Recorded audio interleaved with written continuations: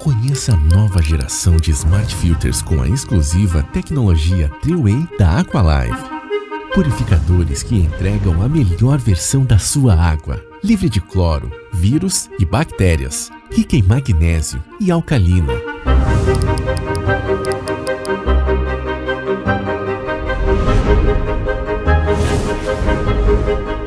A exclusiva tecnologia Triway remove contaminantes e vai além. Faz uma verdadeira transformação na sua água, deixando ela pura, alcalina, magnesiana e muito mais hidratante. Adquirir um Smart Filter Aqualive evita o descarte de 6.000 garrafas plásticas na natureza. Escolha o modelo que mais combina com você e tenha todos os benefícios da melhor água na sua casa. Aqualive, tecnologia a serviço da sua saúde. Olá pessoal, tudo bem? Sejam todos muito bem-vindos a mais um episódio de podcast aqui do meu canal do YouTube, onde toda quinta-feira às 19 horas tem vídeo novo sobre saúde aqui para você. Lembrando que a gente está indo para os últimos episódios dessa temporada, vamos tirar umas férias dos podcasts, os vídeos de sexta-feira continuarão, só o podcast que a gente vai retornar somente no ano que vem. Nesse nosso período de recesso, fica uma dica aí, ó. Existe alguém que você segue, que você admira e que você gostaria de ver sendo entrevistado por mim aqui nessa mesa de podcast? Deixa a dica, escreve abaixo aqui nos comentários. A gente está precisando de nomes novos aí e a sua sugestão, a sua opinião será muito bem-vinda. Bom, lembrando que também nessas férias agora, a gente está chegando no verão e começa aquele processo de vaidade, querendo se preparar para ir para a praia. E eu vou trazer uma novidade aqui, tá? Nos próximos dias, eu e a nutricionista Luana Flores estaremos lançando um projeto que chama Desafio Barriga Inchada. Por quê? Olha só, muitas vezes, aquilo que você não está gostando na sua barriguinha pode talvez não ser só gordura.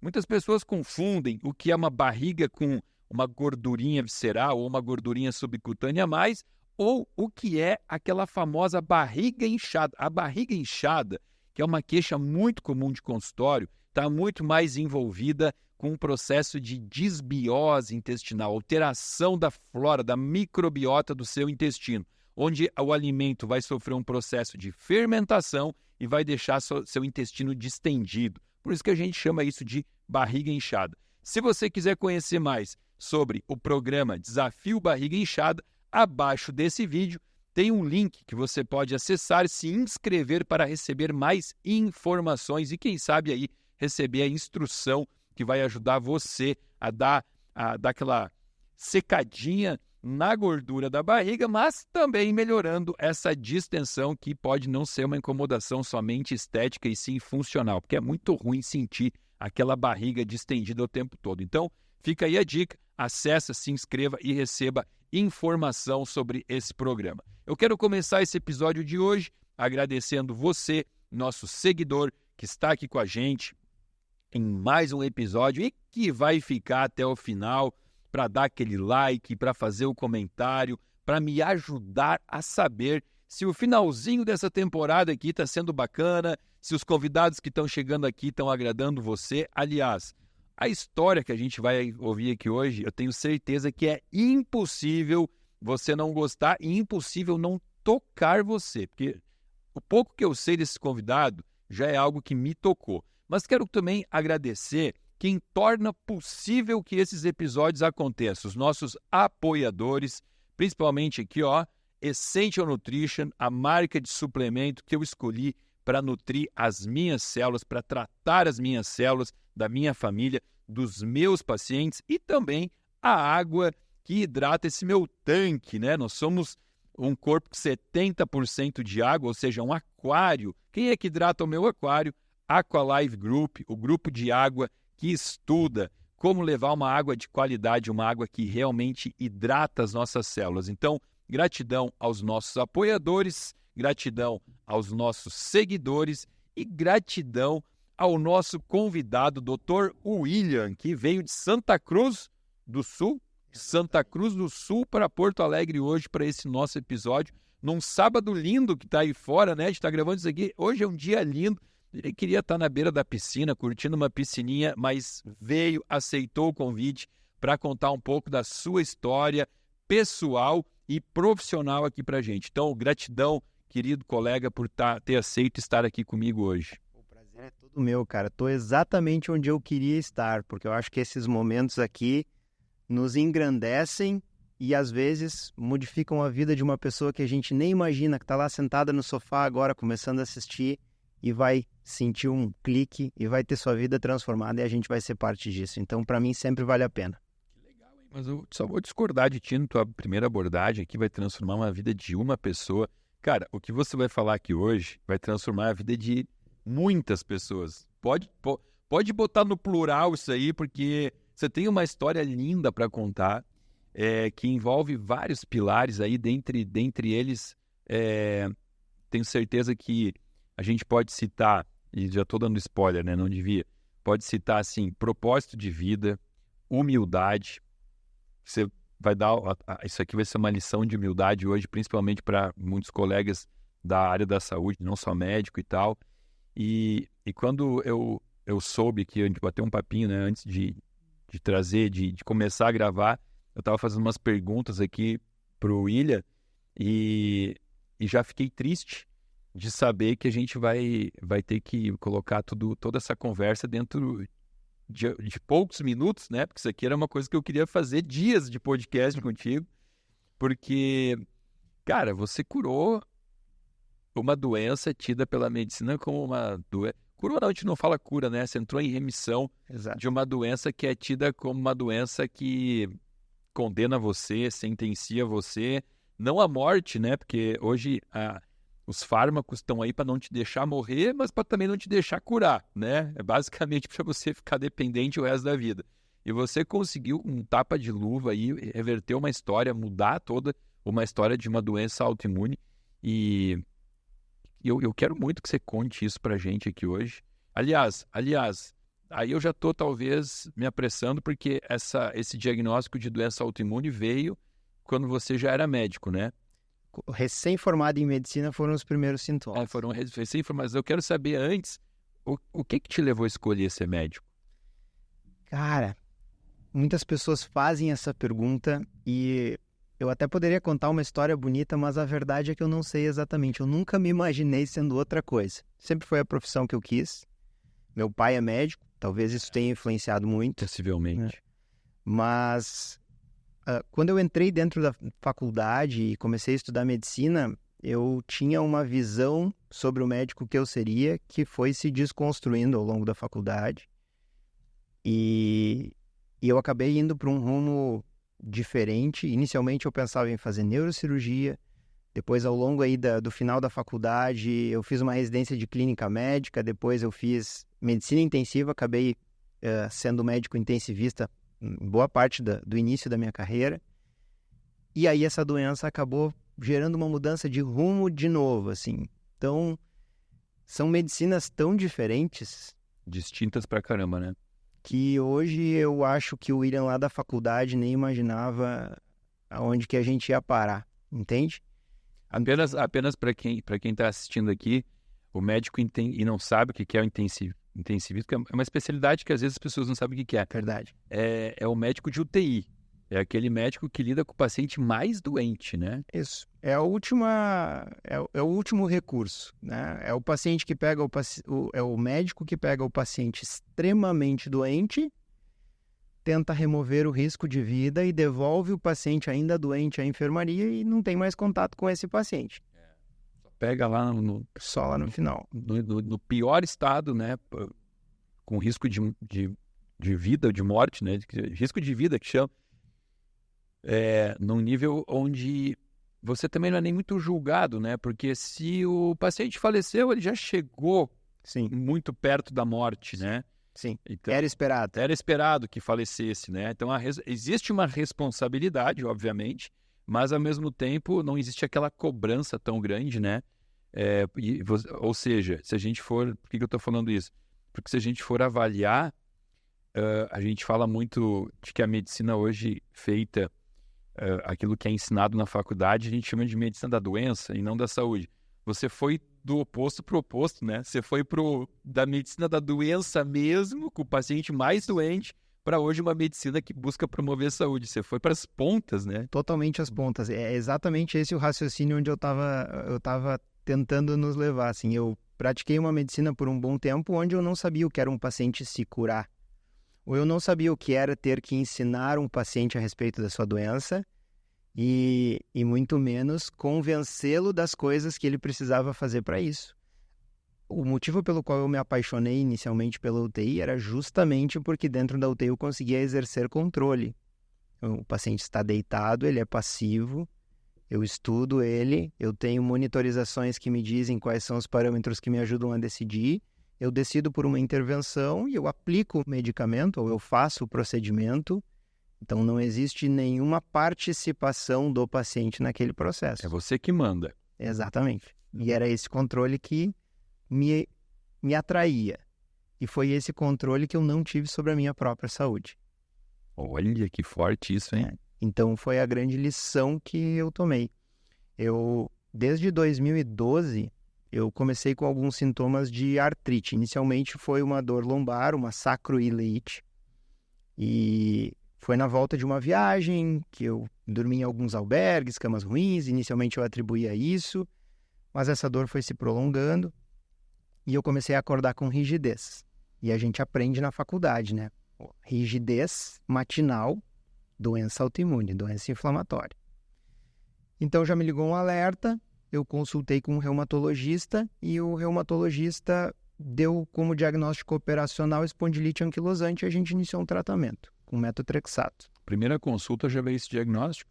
Primeira consulta veio essa forte suspeita. E já um metotrexato e um diclofenaco de resgate.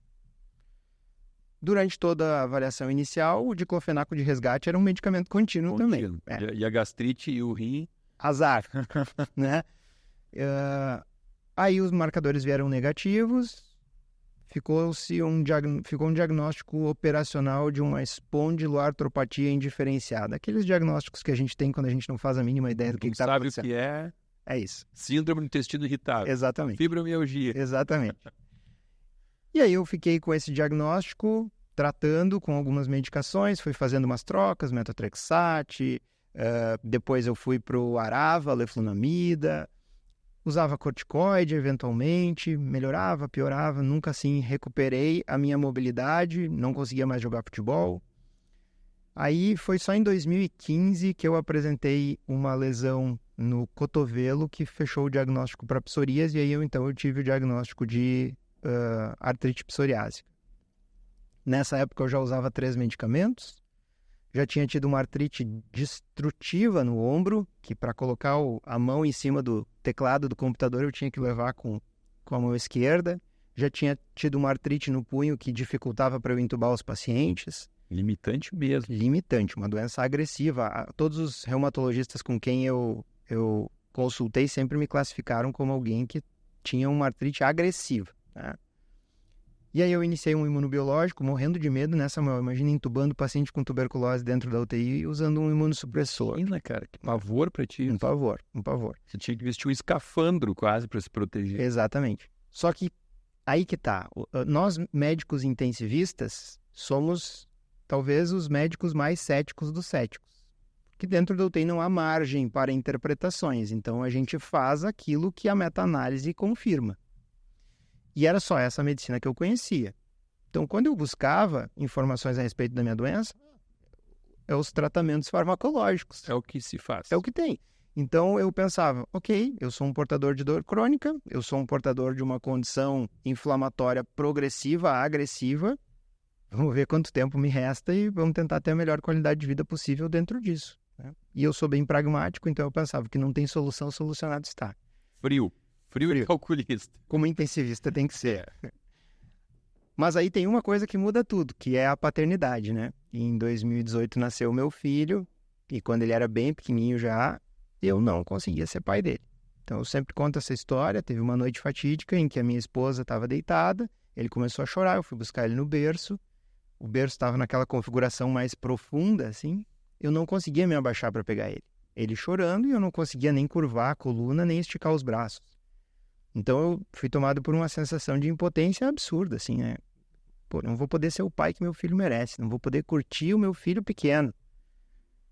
Que merda isso, com o perdão do meu francês. E aí, cara, desatei a chorar, minha esposa teve que consolar o bebê, consolar a mim também. Só que naquela noite eu fui tomado por uma revolta absurda. Eu disse, não, cara, chega, eu vou fazer alguma coisa. Qualquer terapia experimental, qualquer coisa que existir agora, eu vou tentar, eu vou fazer. No outro dia liguei pro reumatologista que me acompanha até hoje. Falei pra ele, cara, ó, eu tô com dor ainda, cara, muita dor. Eu preciso de alguma coisa a mais. Ele, cara, nós estamos no teto do que a gente pode usar pra ti de forma segura. Tu é um médico intensivista, tu tá exposto. Não tem mais o que a gente possa fazer a respeito da minha medicação. Eu disse, cara, me diz alguma coisa que eu possa fazer, qualquer coisa. Ele disse, olha, tu tá um pouco acima do peso. Na época eu pesava 83, 84 quilos, assim. Um IMC quase 30, 29,6, assim. E fraquinho. Então o IMC era a base da gordura mesmo. Pura gordura. É. E ele disse, olha, uma das medicações que tu usa aí, que é subcutânea, ela sofre sequestro quando o paciente está com uma adiposidade maior. Então, se tu ficar mais magrinho, pode ser que ela funcione melhor. Me convenceu, né? Fui pesquisar dietas e tal. Entrei lá na internet, pesquisando, me deparei com o blog do Souto. E o Souto é extremamente rigoroso com artigos científicos e tal. Eu me identifiquei com aquilo, né? Aquilo comunicava bem comigo. Encontrei a dieta paleo lá. Eliminar industrializados, toda aquela higiene da alimentação. Pensei, pô, isso aqui faz bastante sentido, né? E aí, pô, é uma dieta de emagrecimento, já tem esse pressuposto anti-inflamatório também. Isso aqui fez sentido para mim. Cai como uma luva. Cai como uma luva. Cheguei em casa, falei para minha esposa, ó, Cássia, eu vou fazer um troço meio antissocial agora. Agora as pessoas não vão mais convidar a gente para ir jantar na casa delas, porque eu vou parar de comer farinha, vou parar de comer glúten, vou parar de comer lácteo, vou parar isso. Fui listando para elas coisas que eu não ia mais comer. E ela não te perguntou aquela coisinha assim, mas o que sobra? Porque eu ouço isso no conta. Mas se eu deixar de comer isso, o que sobra para comer? Todo dia. Mas a Cássia, ela é uma pessoa diferente, cara. A minha esposa, ela é parceira. E ela falou para mim assim... Eu falei pra ela, ó, eu vou comer assim, fica tranquila, segue a tua vida, tá tudo certo, nada, né? Não te preocupa comigo. Ela disse, essa dieta é segura. Eu disse, não, é segura. Ela disse, então eu vou fazer contigo. E, cara, naquela noite, ela limpou as tralhas de dentro de casa. E bora fazer essa faxina na alimentação. Comecei pensando só no emagrecimento. 2 semanas depois, Samuel, eu nem tinha emagrecido grande coisa ainda, comecei a esquecer de tomar o diclofenaco. A dor já estava reduzindo. E reduzindo. E, cara, eu incrédulo. Pô, não mudei nada no meu tratamento, o que tá acontecendo, né? Eu fiquei numa negação de um evento positivo, assim, porque aquilo feria muito os meus preceitos de médico sério. Pode ser a comida. Exatamente. Estilo de vida não funciona. Como se fosse possível, né? E aí... cara, eu em negação, mas o fato é que 6 meses depois, eu comecei em outubro, em março do ano seguinte, 2019, fui consultar no reumato, PCR negativo, VHS 5. Ele disse, cara, eu acho que dá pra gente começar a tirar a medicação. Eu nunca tinha tirado medicação, eu só tinha acrescentado medicação. Então, aquela transformação me deixou absolutamente embasbacado. E nesses 6 meses eu perdi, cara, 17, 18 quilos, assim. Eu fui rapidamente para 60 e pouco, assim. E eu me sentia vivo de novo. Eu acordava sem rigidez, eu brincava com meu filho, eu descia pro chão e subia rápido, que é uma coisa que eu precisava me apoiar em 10 pontos diferentes. Eu precisava usar até a testa para me levantar do chão. E daqui a pouco eu levantava rápido sem usar as mãos. E eu fiquei, cara... chocado com aquilo. E aí eu pensei, eu preciso comunicar isso de alguma forma para alguém, porque eu não aprendi isso na faculdade, nenhum dos meus colegas aprendeu isso na faculdade. Eu que fui um cara sempre avesso a redes sociais, não tinha Facebook. Minha última rede social tinha sido o Orkut. Orkut? Aí tu entregou a idade, não parecia? Tinha sido. Pensei, cara, eu preciso falar que isso existe, né? Eu preciso falar para as pessoas que existe essa possibilidade. Só que aí eu fui tomado por um sentimento que talvez tu te identifique também. Não sei se tu já passou por essa fase. O que meus colegas vão pensar de mim? o William, médico intensivista, falando sobre alimentação, sobre higiene do sono. Esse cara virou um picareta, charlatão, não deu certo na profissão. Exato, médico de Instagram. Então, sei bem, te entendo. Passei por essa fase. Então eu pensei, cara, eu preciso de alguma formação que me qualifique para poder falar sobre isso. Fui lá, me inscrevi numa pós-graduação em nutrologia na USP. Fiz toda a pós-graduação antes de começar a me manifestar. A diferença que isso fez? Praticamente nenhuma. Eu fui falar as mesmas coisas. Mas eu me sentia mais tranquilo. Então eu abri uma conta no Instagram e comecei a falar sobre isso. Estilo de vida, gente, olha, tem muitas coisas que vocês podem fazer, vocês podem ser protagonistas, vocês podem construir uma saúde melhor que ajuda a combater doenças ou até reverter elas. E é sem fim, né, Samuel? Quando a gente começa a puxar as coisas, vai aparecendo mais uma coisa, mais a outra, mais outra, mais outra, mais outra, todas sem risco, todas sem efeitos colaterais, né? Coisas que a pessoa pode experimentar nela mesma, sem problema nenhum, sem abandonar nenhum tratamento, sem ferir nenhum princípio. É um plus. É um plus, que faz muita diferença. Comecei a comunicar isso. E para minha surpresa, foram colegas de profissão os primeiros que me mandaram mensagem dizendo: cara, olha só, eu tô passando pela mesma coisa, tô com isso, tô com aquilo, me ajuda. E aí eu comecei a atender um colega ou outro num consultório emprestado de um amigo. Porque você até então não tinha consultório, né? O médico nem pretensão, nem pretensão. E isso foi começando a crescer. Os meus primeiros pacientes que eram médicos me diziam: eu quero te mandar um paciente meu, posso te mandar? Tá, manda e tal. E logo isso foi crescendo. E à medida que isso ia crescendo, eu ia aprendendo. Então fiz uma formação em coach de saúde pelo Primal Health Coach nos Estados Unidos. Fui fazendo formações.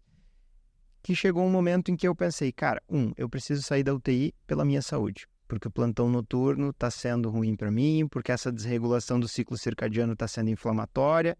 E 2, eu preciso abrir mais espaço na agenda. Então eu acabei saindo de dentro da UTI e indo justamente para a área que a observação que tu fez foi perfeita, para a área mais oposta à UTI possível, onde o paciente não tem que onde o médico não tem que convencer o paciente a tomar um remédio, mas ele tem que convencer o paciente que é importante mudar de comportamento. A ser o protagonista do tratamento.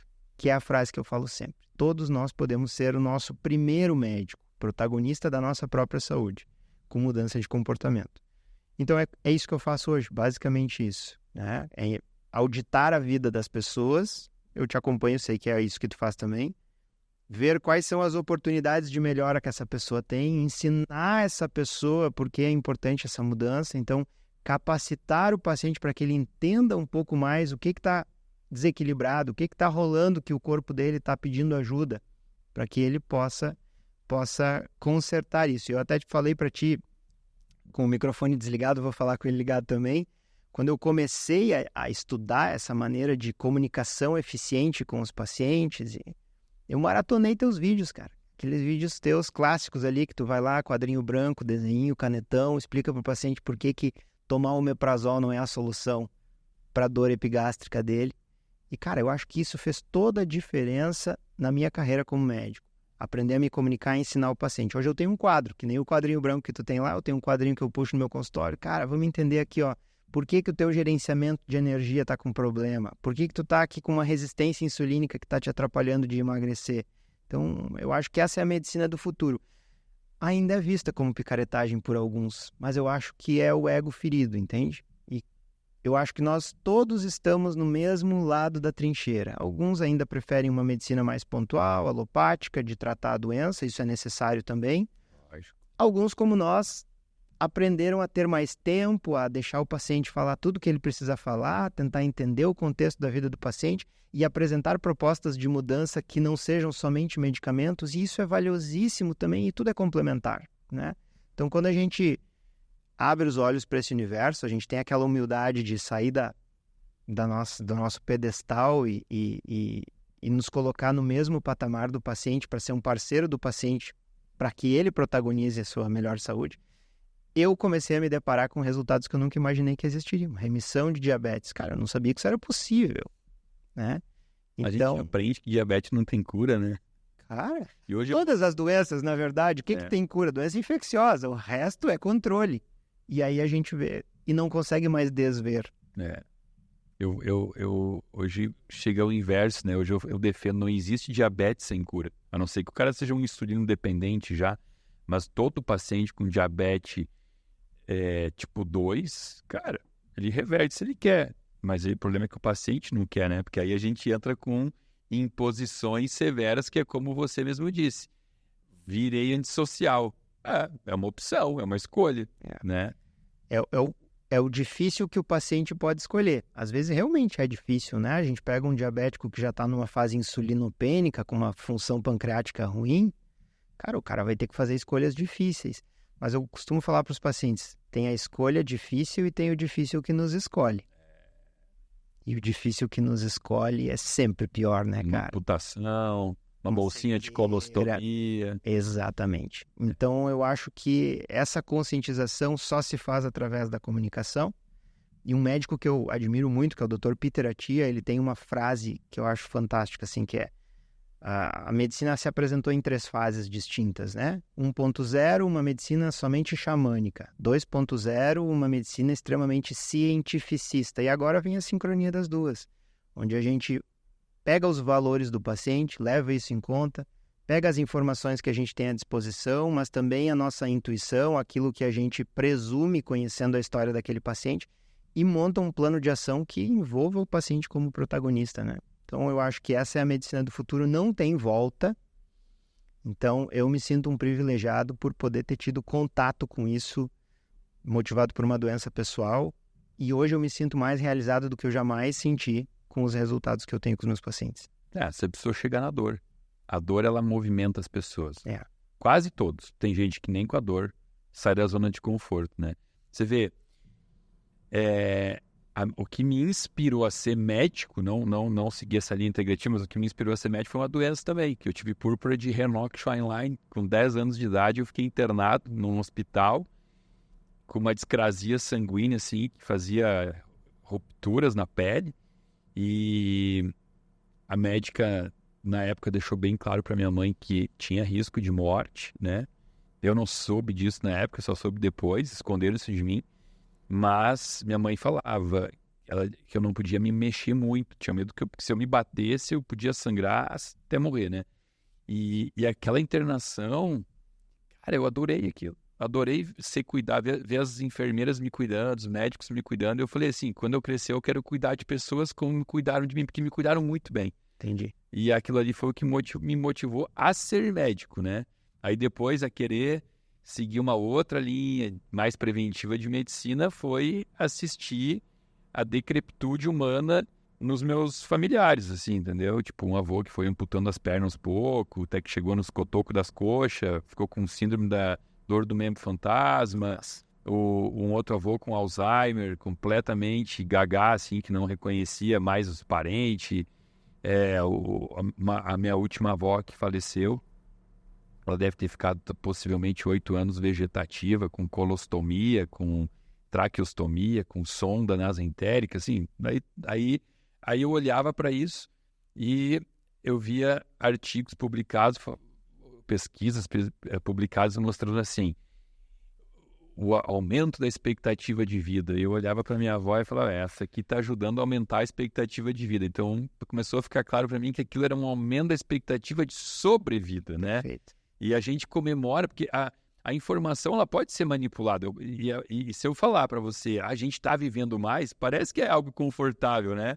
Agora, se eu falar assim, a gente está vivendo mais assim, né? Daí você olha lá, prótese de quadril, hemodiálise, quimioterapia. Vale a pena viver mais desse jeito, né? Então, aquilo para mim, a informação de que a gente estava vivendo mais começou a ser uma coisa que me preocupou e não que me deixou feliz. Porque eu fiquei pensando, meu Deus, eu estou fazendo a mesma coisa que meus parentes fazem. Já estão tudo ferrado aqui. Se eu viver mais do que isso e viver desse jeito, eu não quero. Então eu fui obrigado, né? Foi quase que pelo terrorismo, assim, que eu mudei a minha própria doença, porque eu era doente, não sabia. Quer dizer, sabia, já tomava Ritalina, já tomava Lexapro, já tinha diagnóstico de TAG, de TDAH, tomava 5 a 6 amoxicilina por ano para as rinossinusites de repetição. Ou seja, eu estava com 20 anos, eu já estava sentenciando a minha... Eu tenho um primo, cara, de 38 anos, o Gustavo, que ele está numa cadeira de roda com esclerose lateral amiotrófica.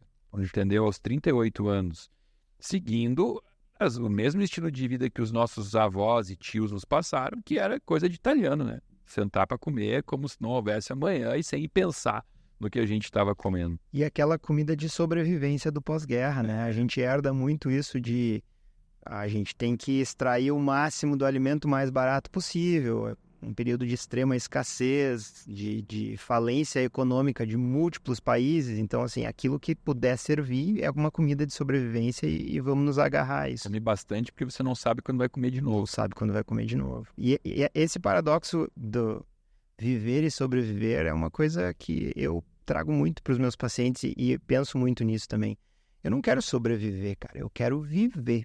Vitalidade. E aí, quando a gente olha para estatísticas, por exemplo, a gente teve o Vigitel publicado semana passada, né? O novo Vigitel do Brasil. São 28 anos consecutivos de aumento da prevalência de obesidade e sobrepeso. Hoje a gente já tem 61% dos brasileiros com sobrepeso e 24% dos brasileiros obesos. Cara, obesidade é quase uma sentença de má qualidade de vida no envelhecimento, porque o quadril foi projetado para o peso ideal, porque o joelho foi projetado para o peso ideal, a coluna também. Então começam, se não houverem complicações metabólicas, como é que tu falou, vão acontecer complicações ortopédicas. Dor crônica. E isso termina com a qualidade de vida da pessoa e torna a pessoa cada vez mais sedentária, forçadamente sedentária, e entra num círculo vicioso do qual não consegue sair mais. E a única maneira de sair desse círculo vicioso é através das informações, não é distribuir Ozempic pelo SUS, como muitos estão propagandeando agora, né? Tá na campanha política isso, cara. Isso é um horror. Isso é um horror. Isso é um horror. Porque eu digo assim, como eu disse, né? A cegueira coletiva. Se eu fizer minha campanha política, eu quero ser agora vereador. Então, minha plataforma vai ser o seguinte: eu prometo que eu vou costurar a narina de todo usuário de cocaína. Vamos dizer, esse cara é louco. Vai costurar o nariz de quem cheira cocaína. Mas se eu falar assim, eu vou oferecer cirurgia bariátrica pelo SUS, aí tá tudo certo. Peraí, mas são duas formas distintas de dependência química, né? Porque o obeso é um dependente químico. E nenhuma das duas formas o problema é o órgão, né? Não é o nariz que é o problema do cheirador de cocaína e não é o estômago que é o problema do compulsivo por comida, né? É a cabeça. Mas vão me crucificar se eu costurar o narizinho do usuário de cocaína. Mas tá tudo certo mutilar órgãos saudáveis de um paciente que não consegue controlar o impulso pela comida. Tu vê, né? Aí, quando a gente fala algo assim, parece que a gente que é louco, né? Ah, coitadinho, ele precisa de uma cirurgia para ajudar. Ajudou? Eu tô cheio de paciente que já fez 2 cirurgias bariátricas e tá obeso. Sim. Então, ajuda um pouquinho mais, né? Porque o Ozempic te ajuda por 1 ano. Depois você engorda tudo de novo. A bariátrica te ajuda por 5. Então, talvez operar de bariátrica um paciente de 90 anos, ok, porque daí ele não tem mais tanto tempo de vida. Mas operar um cara de 40, ele vai fazer uma bariátrica a cada 5 anos. Vai chegar uma hora que não tem mais estômago. A conta não fecha. Não fecha. Um obeso a cada 4, quem banca esse prejuízo todo que essa medicina intervencionista causa, né? E o Ozempic não deixa de ser uma saciedade química. Então, eu não vou educar o cara sobre quais alimentos provêm mais saciedade, eu não vou reconhecer que ele tem um problema com o alimento e tentar tratar isso na esfera psicológica, eu não vou estimular a prática de atividade física, não, eu vou fornecer para ele uma saciedade química. Uma saciedade química que ele provavelmente vai usar sem um acompanhamento adequado porque a rede não fornece. E aí o que vai acontecer? No final do tratamento, esse cara vai ter perdido 20 quilos, ele vai ficar felicíssimo olhando só para o peso dele, porque esse é o único parâmetro que ele consegue acompanhar na rede pública. E desse peso de 20 quilos que ele perdeu, 6 era musculatura.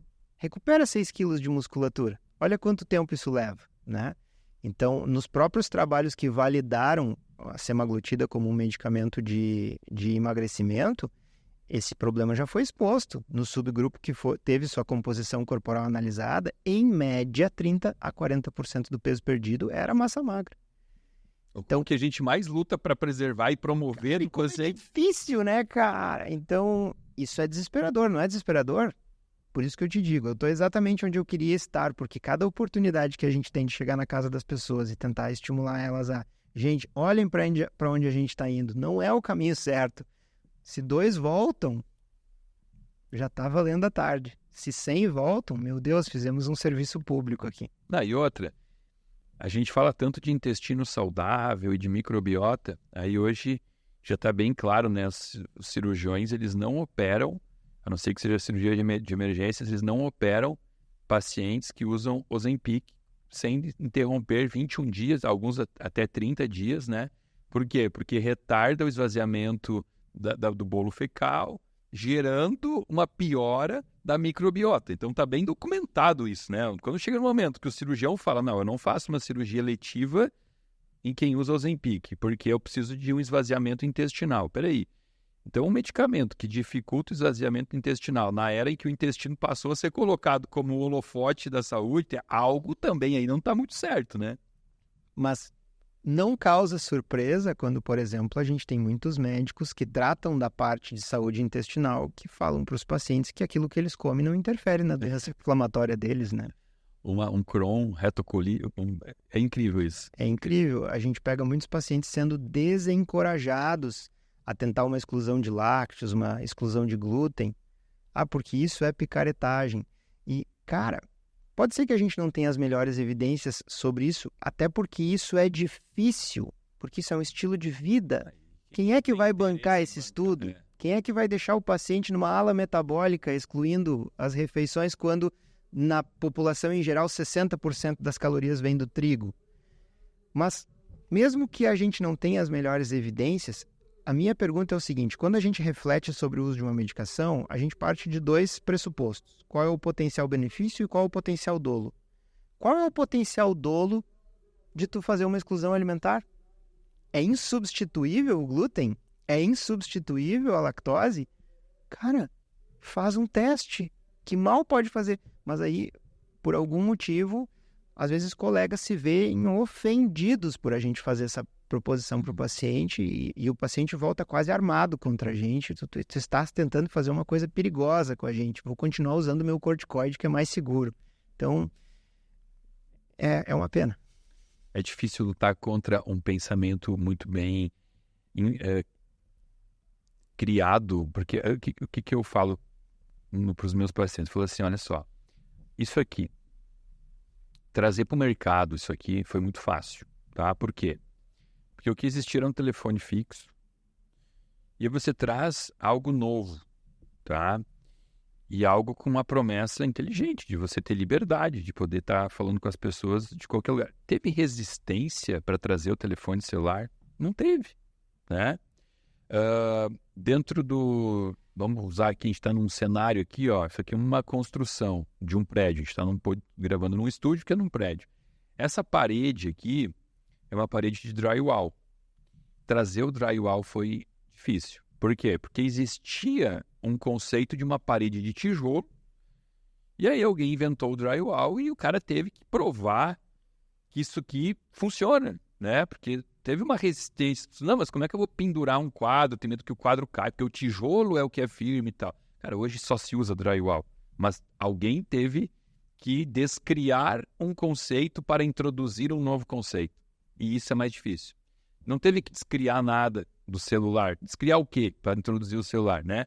Agora, quando você tem um conceito enraizado que medicina preventiva é ir no médico uma vez por ano, fazer um monte de exame para descobrir se você já está doente naquele ano ou não, e que se você não estiver doente, você sai daquele consultório e não precisa fazer absolutamente nada para se preocupar em não adoecer. A única coisa é anotar na tua agenda que daqui a 12 meses você tem que voltar no consultório para fazer de novo uma série de exames que são intitulados como preventivos, né? E aquilo ali, volto a dizer, a mesma coisa que dá informação. Estamos vivendo mais. Meu cérebro recebeu isso, parece que é algo sedutor. Estou tranquilo. Aí você recebe a informação que você tem que fazer o exame preventivo do câncer de mama, preventivo do câncer de útero. Se você vive o emborrecimento coletivo e não para pensar, o teu cérebro ele entende o que é? Isso é exame preventivo, porque o nome diz preventivo do câncer de mama. Agora, se você, por 10 segundos, parar e pensar que é impossível um exame prevenir doença, porque se ele prevenisse, o que eu digo? Eu até brinco, né? Hoje a gente tem que cuidar com as piadas, mas assim, cara, se o dedo do meu proctologista ele prevenir o câncer de próstata, que é o exame preventivo do câncer de próstata, cara, eu vou todo mês nele. Tô nem aí se o dedo é estroncado, é grosso. Pô, tá prevenindo o câncer de próstata. Eu vou todo dia fazer isso. Cara, não é um exame preventivo, nunca será. A prevenção tá fora do consultório, tá na tua casa, tá na feira, tá na academia. É lá que mora o preventivo, né? Mas aí, como é que você descria um conceito enraizado de que você não precisa fazer nada? Simplesmente você tem que ir no médico, né? Difícil. E a prevenção, ela é um comportamento. Ela não é um exame, ela não é uma pílula, ela é um comportamento. Então, todo comportamento traz a responsabilidade para nós. Para uns isso é bom, mas para a maioria isso é trabalho, isso é energia. E às vezes a gente tem que fazer uma mudança para um lugar muito distante do qual a gente está. Então, isso nos assusta inicialmente. Então, acaba sendo mais atrativo se manter dentro da linha convencional. Então, eu vou lá todos os anos, faço a minha glicose em jejum, ou seja, que bom, depois de 8 a 10 horas em jejum, meu corpo conseguiu trazer a glicose para o normal. O esforço que ele fez para isso não interessa, né? Eu faço o meu triglicerídeos, que tem que estar abaixo de 150, que é um valor muito alterado já. Então, eu vou olhando, né? A minha vitamina D, que tem que estar acima de 20. 22 é bom. Exato. E tá tudo certo. B12 de 280 é bom. Tá tudo bom. Quando esses exames são solicitados, porque na maioria é um perfil lipídico, uma glicose em jejum e um hemograma, né? Uma creatinina. Então, realmente a gente está muito distante. Mas hoje tem uma coisa que anima, né, Samuel? Que as pessoas estão buscando. Quantos inscritos tem nesse canal?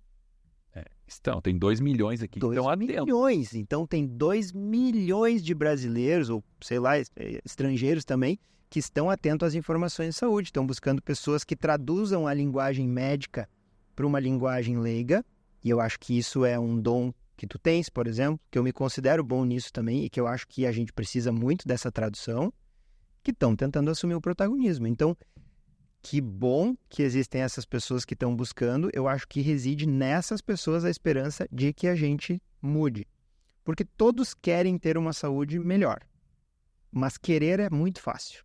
Poucos decidem ter uma saúde melhor. Eu sempre quis ficar melhor da minha doença desde 2012.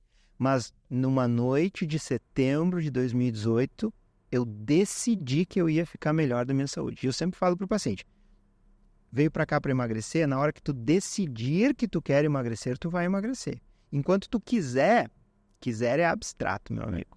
Agora, no momento que tu decidir, tu vai buscar uma estratégia que vai fazer sentido para ti, tu vai aprender sobre ela, tu vai aplicar, transformar ela em rotina e a coisa vai começar a funcionar. Enquanto tu só quiser, tu vai fazer umas tentativas rapidinhas ali, logo tu vai ser seduzido pela rotina de novo e pouca coisa vai mudar na tua vida. É na decisão que reside a oportunidade. É que decisão tem a palavra, tem o corte cisão, né? Cisão implica em cortar. Então, quando você toma a decisão, é uma ruptura. Cortar muita coisa na tua vida, às vezes até amizades. Sim, sem dúvida, sem dúvida, sem dúvida. Muitos pacientes acabam ouvindo isso de mim. Cara, esse ambiente que tu habita é inóspito para ti.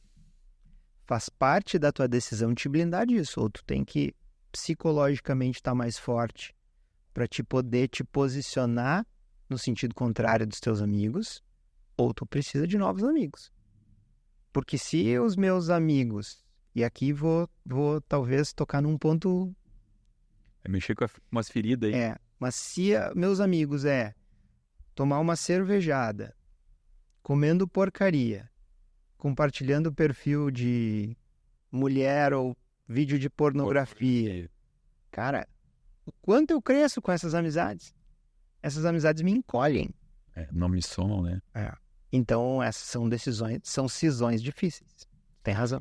Eu paro para olhar para trás. Eu gosto muito de olhar para trás. Até porque isso me fortalece em relação às minhas escolhas, né? Então, assim, eu vejo, por exemplo, logo que eu me formei médico, eu me formei de uma época de escassez da minha vida, assim. A faculdade, para mim, foi uma coisa de grana apertada. Eu era DJ, tocava na noite, ganhava uns trocos, porque na época não era Loki, hoje ganha 500 mil pra tocar uma peça. Cara, o DJ, ele era visto meio como a escória da sociedade, o cara que não deu certo em nada, pinguço e tal, então não ganhava bem. E foi o que me bancou, foi como eu me sustentei durante os 6 anos de faculdade. Então, assim, realmente, eu não tinha grana para fazer nenhuma extravagância, para poder ir num restaurante, no Outback, no Applebee's, no TGI Fridays, não podia ir nesses lugares, eu sonhava ir nesses lugares comer. Então, quando eu me formei e comecei a fazer plantão e ver uma grana, o que eu fazia com os meus amigos da época, assim, a gente ia comer, entendeu? Então, eu tinha quase que os encontros fixos, assim, quarta-feira, eu ia com um amigo meu, não vou trazer nomes aqui, eles vão ficar chateados, eu ia no Outback, e eu gosto de rotina, assim, sabe? Então, eu sempre ia no Outback, eu pedia a mesma entrada, aquela cebola frita Clássica. com pimenta, e eu sempre gostei Empanada. de coisa pimentada, empanada, pimentada e frita. Depois eu pedia o Victoria's Filé, que era um medalhão de filé mignon, que eu comia às 21 horas, né? Acabava com o meu sono. Chopp, né? E depois vinha aquela sobremesa que eles chamam lá, não me lembro como é que fala, sobremesa que só os atendentes, sabe? Que não tem nome, que só os atendentes sabem dizer e tal. Entendi. Não, que nem os atendentes sabem dizer, não me lembro. Mas enfim, toda quarta-feira era aquilo. 5.000 calorias. Mais ou menos. Aí depois, no sábado, eu almoçava no Applebee's. Daí era aqueles mussarela, palitinho frito. Eu gostava muito de fritura, cara. Enfim, eu tinha os amigos dos almoços e dos jantares. Quando a decisão veio, teve essa cisão. Por quê? Não gosto mais dessas pessoas. Não tem nada a ver com isso, mas chegou uma hora que tu fala assim, cara, peraí.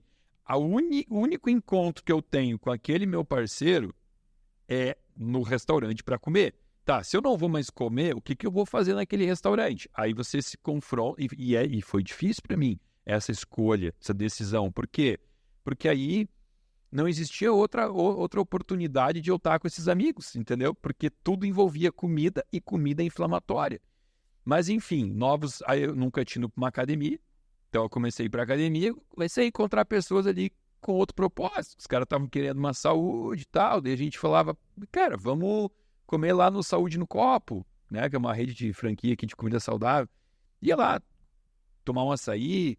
Então comecei a fazer novas amizades, né? E hoje, 15 anos depois, eu olho o perfil de Instagram daqueles meus amigos, cara, eles parecem meus pais.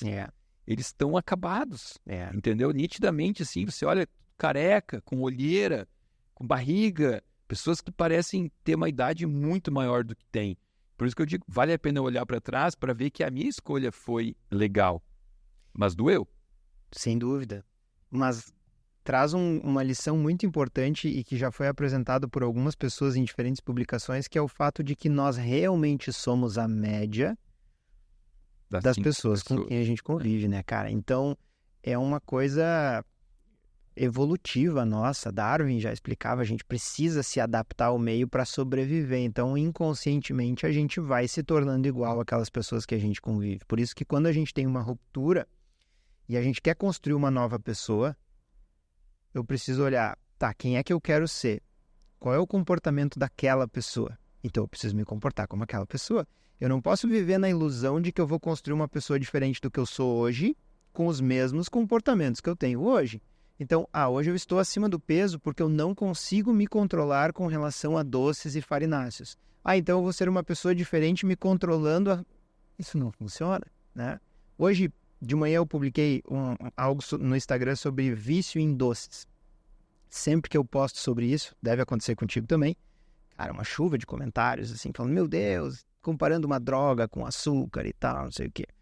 E então, eu já postei o Reels, já fui nos stories e disse, gente, hoje vai dar polêmica, mas essa é a minha opinião, porque eu atendo pacientes assim e tal e tal. E eu acredito muito que não existe como a gente consumir com moderação coisas que são feitas para não serem consumidas com moderação por pessoas que têm dificuldade no controle de uma compulsão. Cara, o que veio de stories de pessoas contando, eu me sinto assim, eu não consigo consumir com moderação e tal. Então, quando a gente tem algo que a gente precisa mudar muito, a gente tem que se afastar de tudo que nos puxa para aquele comportamento que a gente quer evitar. E, eventualmente, as pessoas com quem a gente convive são um dos comportamentos com os quais a gente tem que mudar. Pior ainda é quando é a família, né? Pior. Família, aí pesa a consciência de você se afastar, né? Demais. Isso que você falou, é incrível que tem muita publicação que eu faço, por exemplo, a do leite, que é um vídeo meu no YouTube que é o mais visualizado de todos os vídeos, tá? Tem 4.600.000 views, assim, tipo, teve gente que viu esse vídeo. E 18 mil comentários. Dos 18 mil comentários, uns 2 mil são pessoas fazendo o que você falou, te atacando, falando que esse papinho não cola, porque eu tomo leite a vida inteira, tenho 70 anos e sou saudável. Mas é impressionante como a imensa maioria esmagadora, 80% das pessoas, vão lá e corroboram com o que você escreveu, afirmam, assinam embaixo com o que você escreveu, né? Então, assim, obviamente, toda posição, todo posicionamento que a gente tiver em rede social sobre algum alimento, um comportamento, isso não é um padrão para todo mundo, né? Tem gente que vai conseguir comer esporadicamente lá o açúcar uma vez por mês e depois nunca mais sofrer por isso. Tem, mas não é o comum. São privilegiados. A imensa maioria das pessoas não tem maturidade para consumir alimentos dopaminérgicos assim com esse comportamento adulto. A gente age como criança. E existem pessoas que conseguem cheirar uma carreira de cocaína e não se viciar também, né, Samuel? Mas a gente não pode usar o exemplo de um indivíduo para o coletivo. E uma coisa que eu falo muito a respeito do glúten. Recentemente, tu comentou sobre isso numa publicação ontem. Se espalhou por aí um vídeo de pessoas dizendo quais são as maiores picaretagens que os médicos fazem. Lá na última frase está a exclusão do glúten. Cara, experiência não é evidência, mas dentro do meu consultório eu já devo ter tido contato com umas 200, talvez 300 pessoas que, excluindo o glúten da vida, melhoraram de rinite, tiveram menos crise de asma, tiveram menos quadro de diarreia com doença inflamatória intestinal. E eu, quando consumo glúten, tenho dor articular, de forma inequívoca. Então eu propus para todas essas pessoas excluírem o glúten da sua vida e muitas delas melhoraram. A imensa maioria, eu diria que 90% sentiu alguma diferença. Quantas pessoas tiveram algum efeito colateral de excluir o glúten? Passaram mal para tirar o glúten. Sofreram alguma complicação? Zero. Então é uma medida simples, com alto potencial benefício e zero risco de dolo. Por que desencorajar isso? Por que, se não por ego? Entende? Qual é o prejuízo que a pessoa vai ter fazendo essa tentativa? E se não funcionar para ela, como tu mesmo disse, talvez ela seja privilegiada e isso não interfira para ela. Que bom! Mas se faz diferença, para alguns faz muita diferença. Tu já deve ter visto isso, faz toda a diferença. Eu fui ano passado numa viagem na Argentina, onde a gente ia pedalando, a viagem era de bicicleta, e nos pontos onde a gente chegava tinha culinária típica local. E os argentinos comem muitas carnes empanadas, eles têm um pastelzinho deles que é chamado empanada também. Cara, consumi glúten pra caramba. Uma coisa que eu não tinha feito desde que tinha mudado a minha alimentação. No aeroporto de Buenos Aires eu tava travado, cara. Dor. Não era diarreia, não era distensão abdominal, era dor articular, como eu não tinha há muitos anos.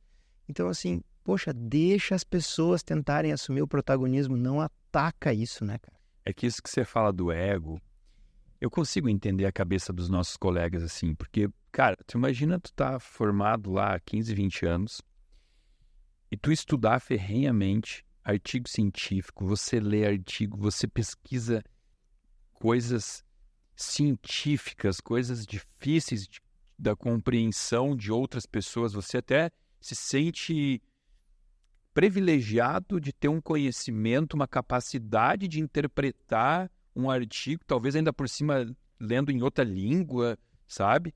E aí vem alguém e fala pra ti, não, cara, mas talvez uma coisa bem simples como tirar o trigo possa fazer um super efeito. Você fala, não, aqui ó, tu vem com esse papinho de trigo, porque não pode ser tão simples, né? Eu estudo tanto, eu sei tanto, eu li tanto sobre medicamento, aí vem um Zé Ruela disso aí falar que tira um alimento da vida vai fazer diferença, entende?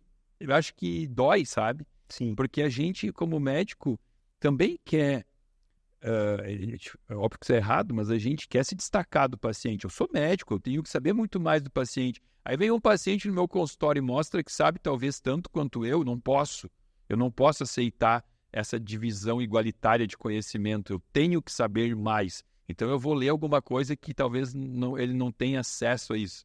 Porque se a gente começar a falar de medicina de estilo de vida, cara, o paciente sabe tanto quanto o médico. Ou às vezes, no caso hoje, o paciente sabe mais do que certos médicos, né? Então eu entendo que machuca o ego. E isso fere muito o ego, e hoje os pacientes realmente são muito informados. E eu tenho o hábito de estimular isso no paciente. O paciente fala, eu tô lendo sobre a minha doença. Cara, lê esse livro aqui então. Pesquisa isso aqui, dá uma lida nisso aqui. Porque eu acho que uma grande verdade, Samuel, é que hoje a ciência se expande num ritmo absurdo. Então, nós nunca poderemos nem ser tão interessados na doença do paciente quanto ele, né? Nem dar tanta atenção ao paciente quanto ele necessita. Então, quem é o cara que melhor entende do que está errado no carro quando chega no mecânico? É o dono, que chegou dirigindo e disse, cara, tem um barulhinho ali que não tinha. Então, o paciente ele tem que estar atento, né, cara, aos sinais que o corpo dá, pesquisar, entender. E a gente tem que auxiliar, isso não é uma ofensa para nós como médicos. Ele está sendo parceiro. E se ele der uma viajada, se daqui um pouco ele for para um blog que é muito distorcido da realidade, a gente vai dizer, cara, eu acho que aqui não é o caminho, mas dá uma lida nisso aqui e tal. Então, assim, a gente cultiva um ego muito grande, a medicina ainda é vista como uma profissão, né? O vestibular é muito difícil, os caras são muito inteligentes e tal. Então, a gente se deixa contaminar por isso, mas, cara, pro paciente é muito melhor quando a gente vence essa barreira. De tipo, cara, eu vou te ajudar. Pesquisa o quanto tu quiser, se tu tem dúvida, me manda uma mensagem, eu te ajudo com isso. Se tu não concordar com alguma coisa, vamos rediscutir, vamos pensar uma estratégia diferente, ou eu vou te mostrar porque isso é importante. Essa relação de parceria e humildade, cara, isso aí é...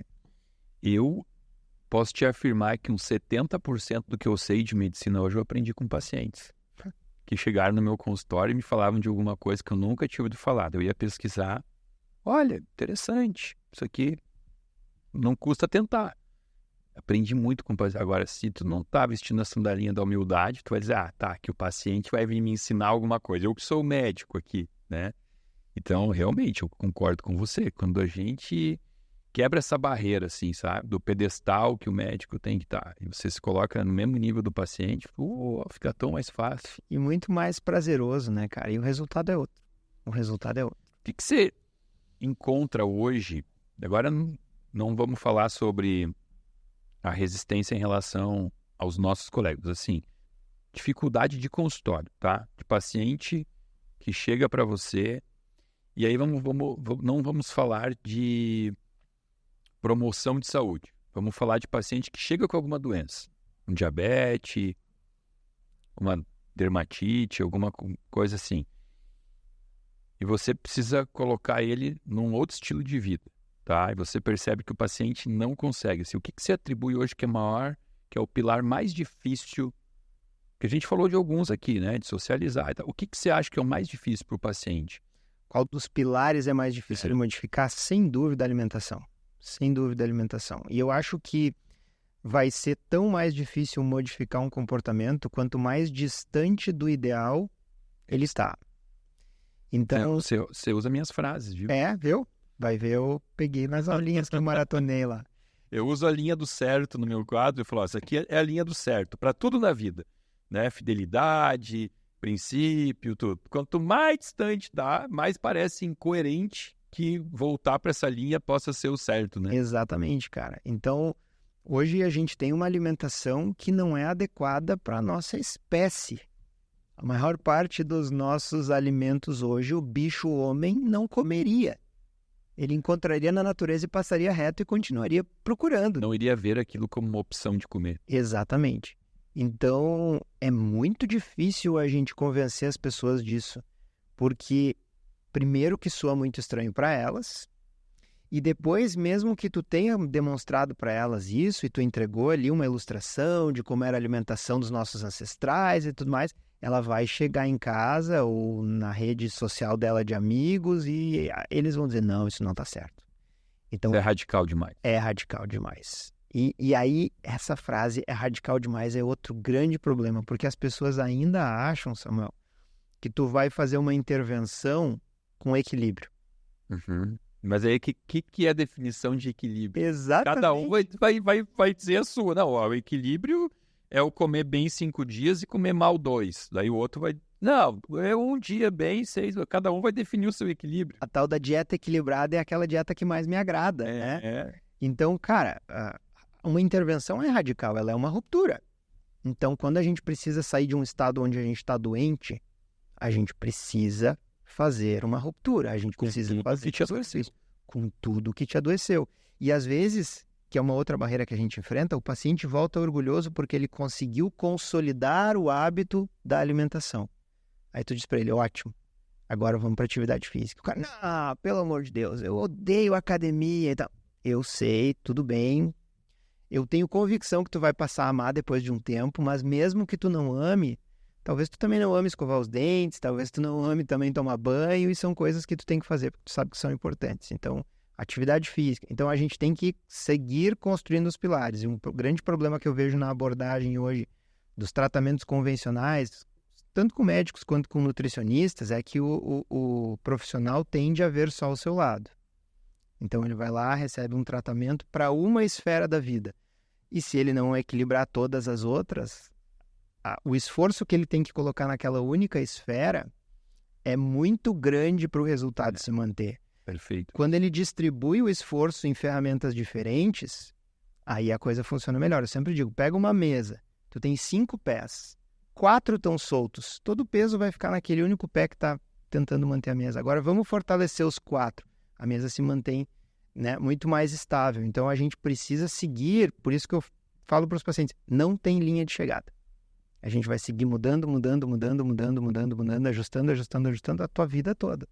Com tudo aquilo que tu conseguir fazer, tudo aquilo que tiver ao teu alcance. E vai ter mudanças de estratégia no meio de acordo com as tuas fases da vida.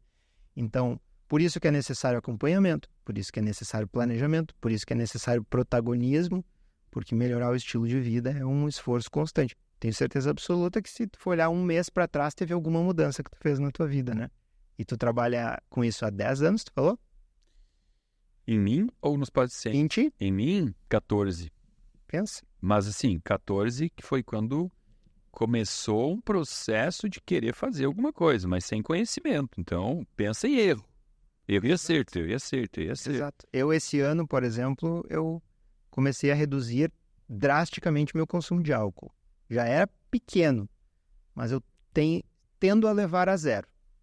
O álcool eu não bebo há 10 anos. Zero. Tendo a levar a zero. Porque eu senti que é mais uma coisa que me prejudica em termos de rendimento no dia seguinte e tudo mais, mesmo quantidades pequenas. Qualidade do sono que eu passei a medir. Então, cara, sempre tem uma coisa para melhorar. Não, cara, assim, ó, quando o paciente chega para mim, eu já falo, eu sei todas as fases que você vai passar. Por quê? Porque, por um lado, existe uma indústria que está vendo que... Eu não vou dizer que eles estão perdendo espaço, porque o percentual de pessoas que está despertando para uma alimentação saudável ainda é muito pequeno. Então, a indústria do alimento processado, ela ainda nada é fácil, né? Eles não estão enfrentando dificuldades financeiras, nem pelo contrário disso, mas eles já estão entendendo que existe um movimento contrário a eles, né? Então, o que eles vêm fazendo? Eles vêm estudando como enganar essas pessoas que estão querendo despertar. É basicamente isso. E aí eles se ligam, eles são espertos. E eu caí em tudo que eles tentaram me enganar, né? Por exemplo, quando eu comecei a despertar para o problema do leite, do queijo, como algo mucogênico, cara, eu fui pro mercado e comprei leite sem lactose, queijo sem lactose. Que eu acreditei que o problema do leite era a lactose, entendeu? Aí quando eu comecei a ouvir o zum. Ah, não, o trigo. O que eu fiz? Parei de comer pão branco e troquei pelo integral. Não, mas é integral. Tem um rótulo de integral, né? Daí passa um tempo, eu vejo que tá, tudo bem, não mudei nada na minha vida, porque tô ainda doente, inflamado e tudo.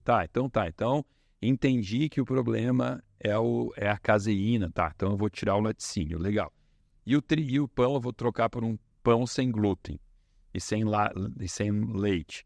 Aí passa mais um tempo, vou ler o rótulo lá do pão sem glúten. Primeiro ingrediente, açúcar. né? Depois, óleo de girassol. Falei, caramba, velho. Cheio de porcaria. E, né? Fui, até que chegou uma hora que eu falei, tá, já sei.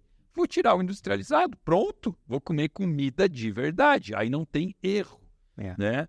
Tá, ficou mais fácil.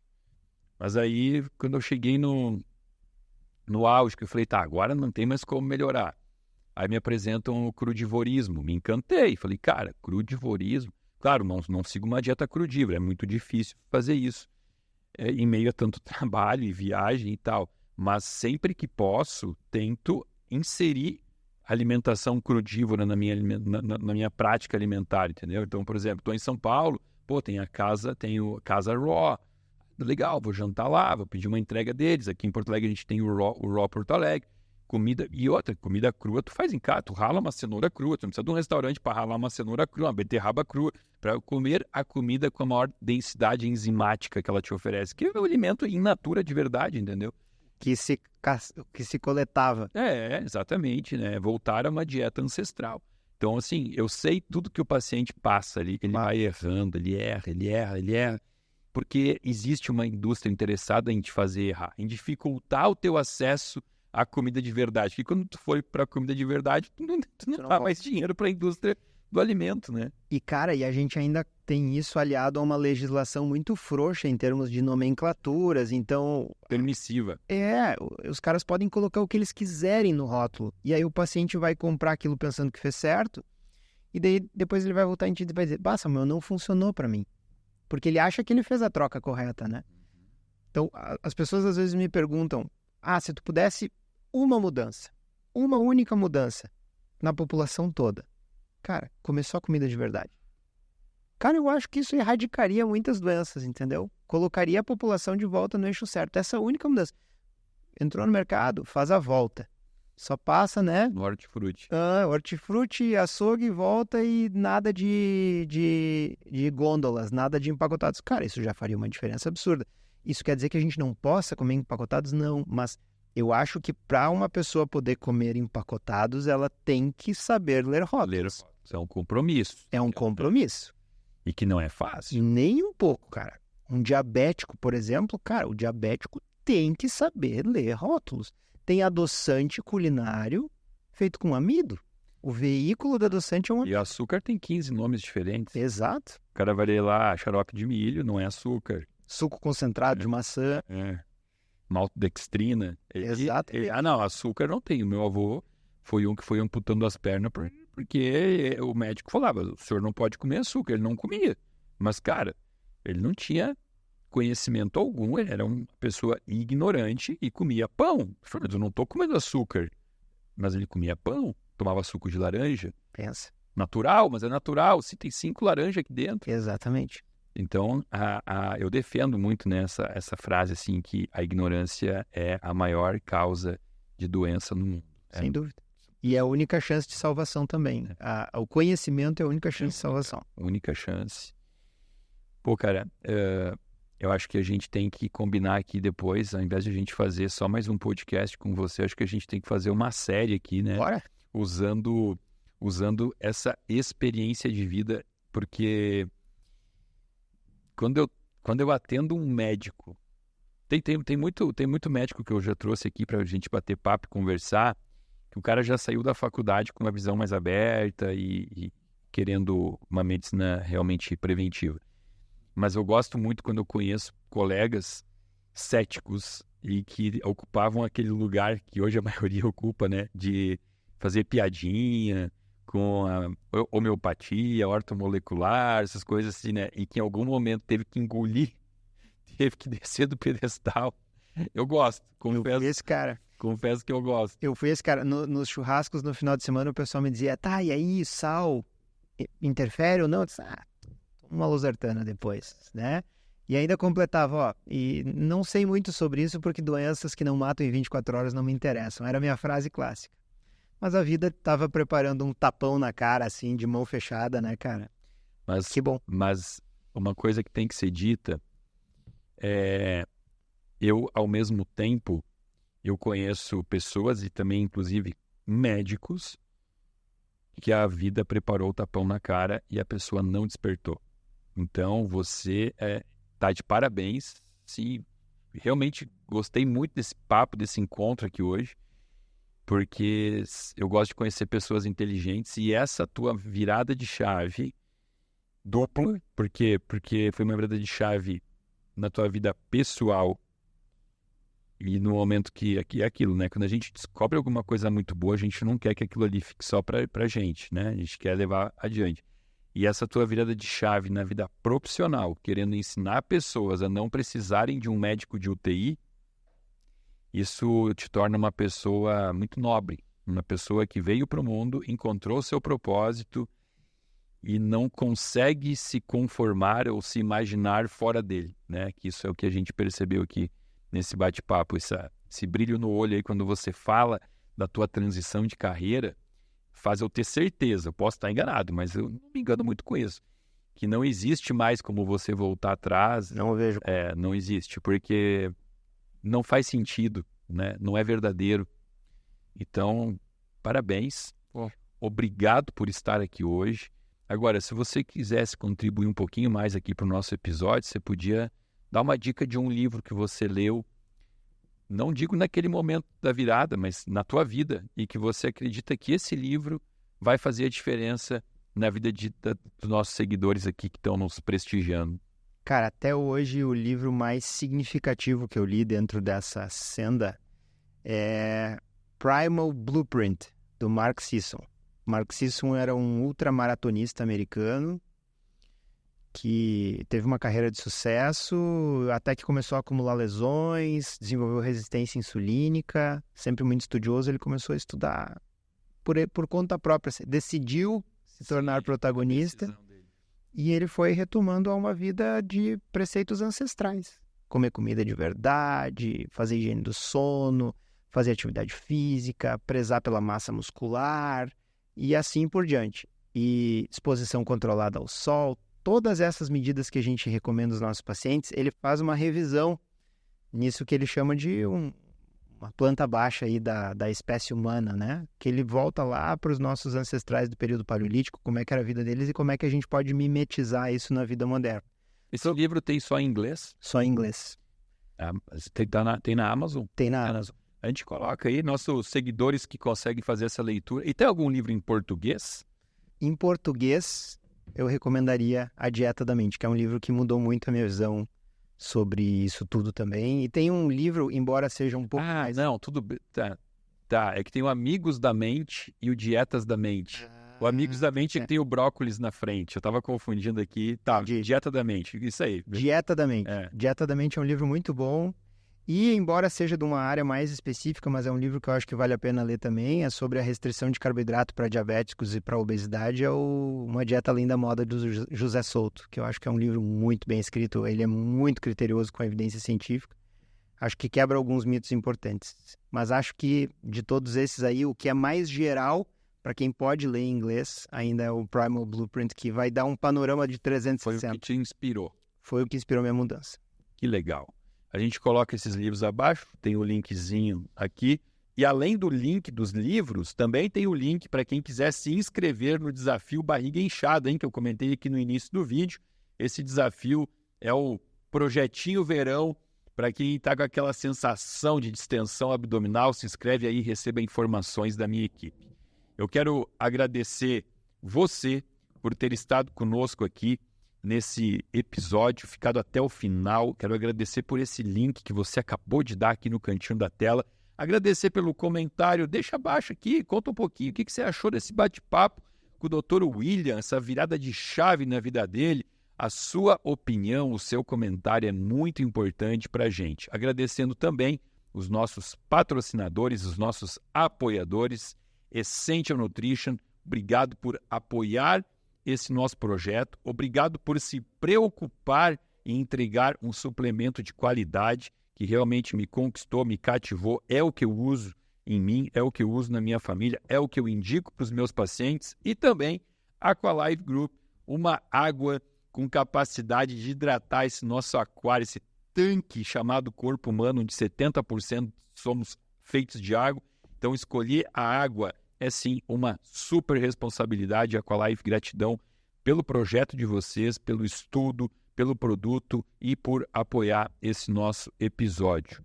Dr. William, o senhor está intimado a voltar aqui nas próximas temporadas. A gente vai fazer um pouquinho, tirar umas férias agora no verão. Ano que vem tem mais. Espero que o senhor rode uns quilômetrozinhos aí de Santa Cruz para cá e compareça aqui de novo. Fica aqui minha gratidão. Obrigado demais por ter estado aqui com a gente. Podem contar comigo. Até logo, pessoal!